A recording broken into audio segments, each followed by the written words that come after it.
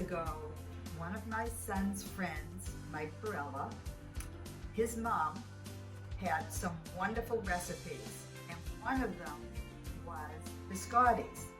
And even though anise is used in most biscottis, she had an alternative, and that was lemon extract. And that's what I'm doing today.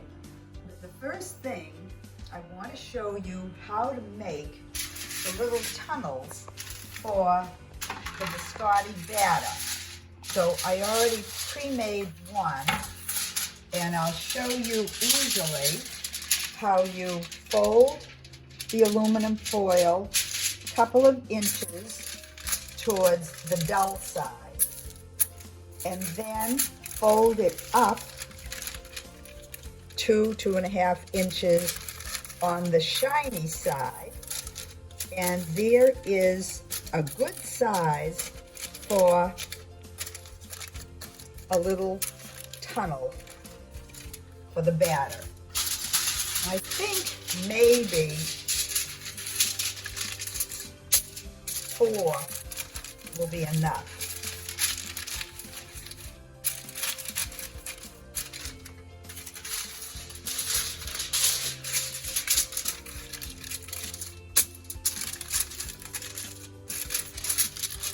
Oops, I accidentally did the dull side, but it's no problem. I still have the same width and the same wrap, and that will work just as well. Now for the fun. We have to fill all these tunnels. I started with one, and don't be too concerned. You can always wipe up a mess. And I try to get at least 3 scoops in each one. I'll check that out.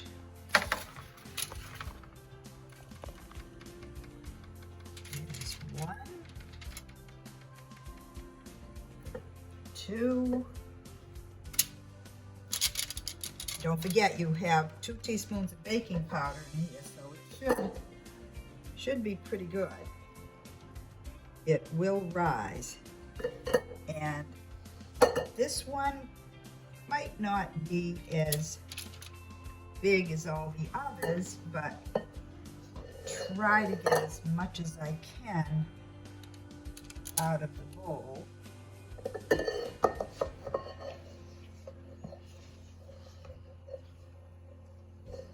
There's another good scoop.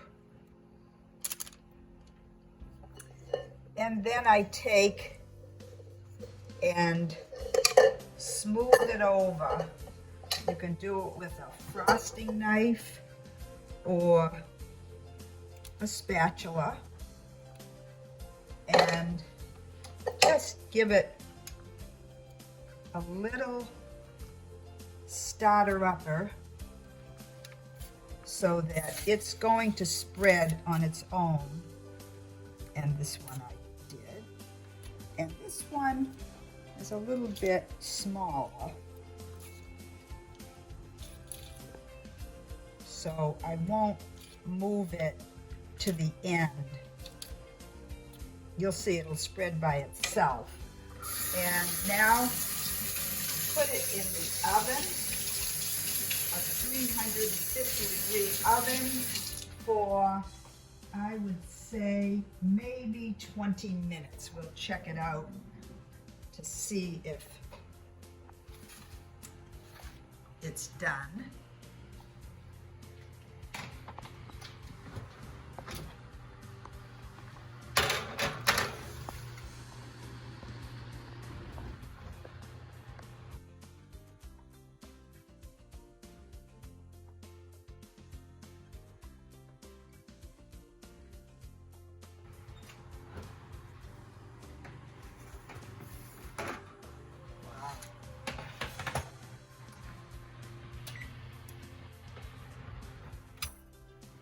Now, just to make sure, we'll take it over,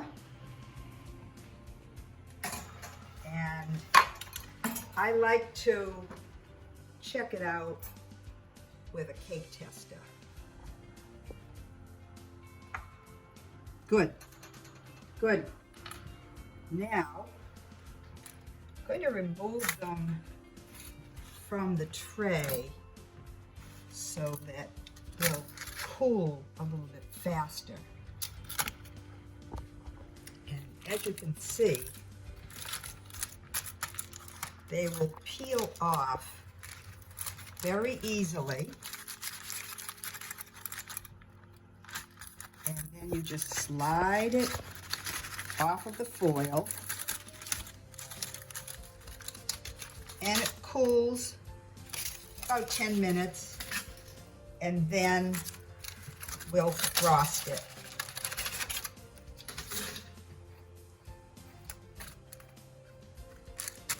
If you feel more comfortable waiting to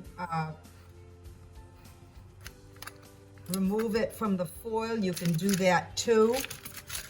I am showing you that it's pretty sturdy. And now we'll do the next phase. So I have here some confectioner's sugar, a little bit of water. Sometimes people like to use milk, but it's just enough for these few biscotti strips.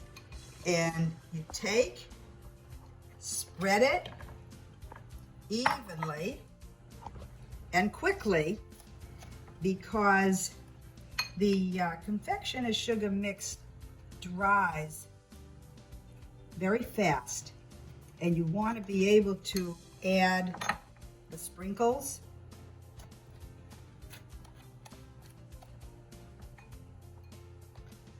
So that should do it. And this is the little one with the least amount of batter. Came out very nice. And take,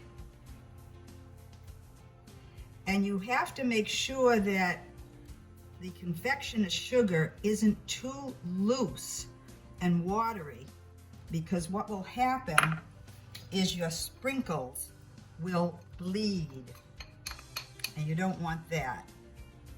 Okay, now for the big one. I like using a long, thin dish so the sprinkles don't have too far to drop. And I just made enough for a few biscotti toppings, just to give you an idea of how to do it. And make sure also, if you see if it's good texture, it doesn't drip over the sides. And they're wonderful with a nice beverage, warm beverage. And I make these for all different holidays. You can find different colored sprinkles that will add to your holiday flavor. And I'm going to take this out here right now and just cut a few pieces, and see how nicely they'll cut. And I also have a pre-made dish that they really make a lot of biscottis, so that's wonderful. And they can be easily frozen, so just know that. And I'm just going to try a little piece.